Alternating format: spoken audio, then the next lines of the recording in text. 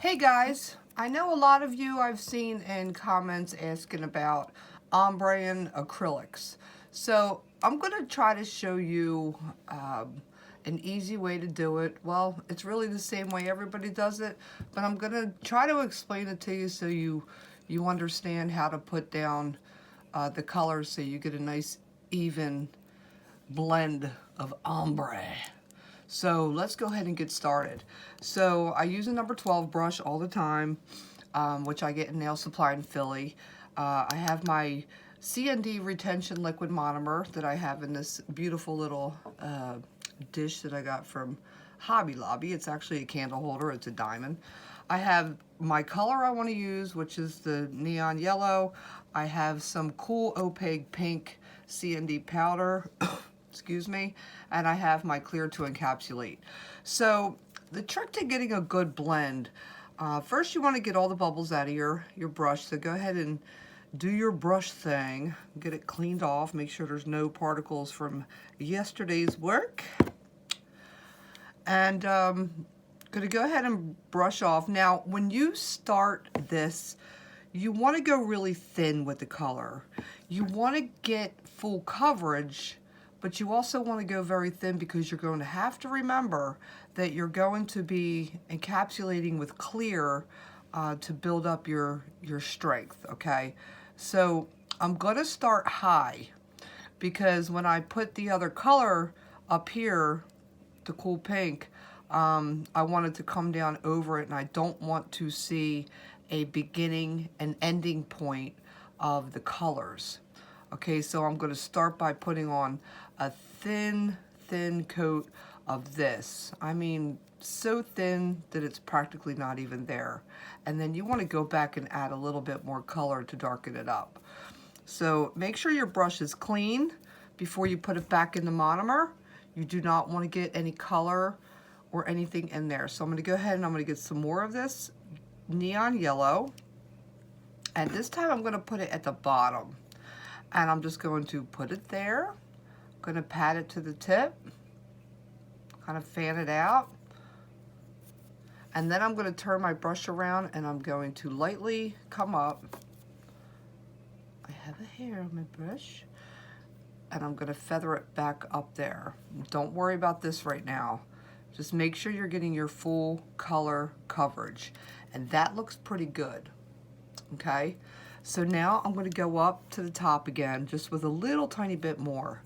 And I'm going to add it to the top because the wetter the beads, the better the blend you will get. So as soon as you lay this down, you want to go back in and you want to go ahead and get some of your color that you're going to be blending down. In my case, it is the opaque pink. And I'm going to press it down right where I put that wet bead. I'm going to literally put it right on top of it, okay? I'm going to push it back to the cuticle very thinly. And you always want to go very thin to the cuticle. And then while that bead is still nice and wet, you want to start fanning it down really light. You're barely using any pressure. Wipe off your brush as you go with the paper towel underneath. Okay, make sure your sidewalls are nice and straight. You don't want anything dry and cockeyed. Okay? I'm going to go ahead and pull that down. Keep wiping your brush. And you can start to see it really blend really good. Again, you're going thin because you're still going to encapsulate with the clear. Always remember that. Do not bulk it up too much. I have a piece of Rogue glitter in there. Oh man, glitter. I'm going to leave that piece of glitter there because if I try to get it out, I'm going to be very mad. So what I'm going to do now is I'm going to go ahead and repeat my process on my yellow, but not as much, okay? I'm going to get a little bit of yellow. I'm going to press it right here. I'll drag that down. And do you see what just happened from me not wiping my brush properly? I just drug that opaque down into a straight line, but I think I fixed it. So quick, go back, get some of your opaque. I'm gonna put it right on top of that, push it back a little bit, fan it down, keep wiping your brush as you go.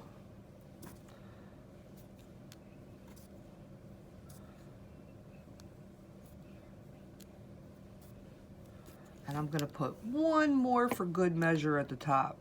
Just a small, tiny bead. I'm gonna go ahead and fan that down. Make sure your sidewalls are always coming down straight.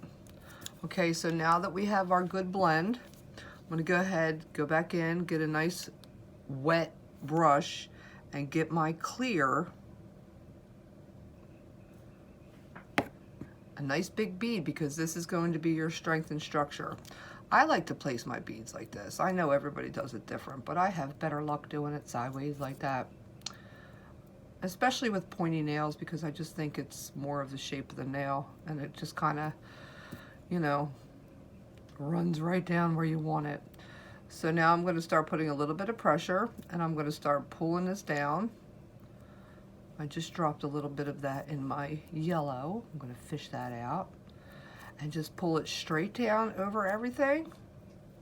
You know what else helps is when your opaque and your yellow is still a little wet and you put the clear on, that actually helps it blend as well too. So, and that would be a nice ombre. Maybe put some stones here, maybe add some glitter. You want me to do that? I'll add some glitter.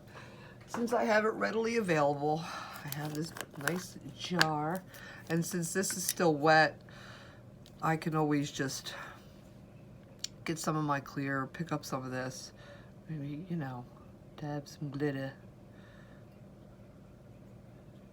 Just give it a little sparkle. And this glitter does not need to be encased, because if you press it down flat enough, your top coat will go right over it, and all will be good.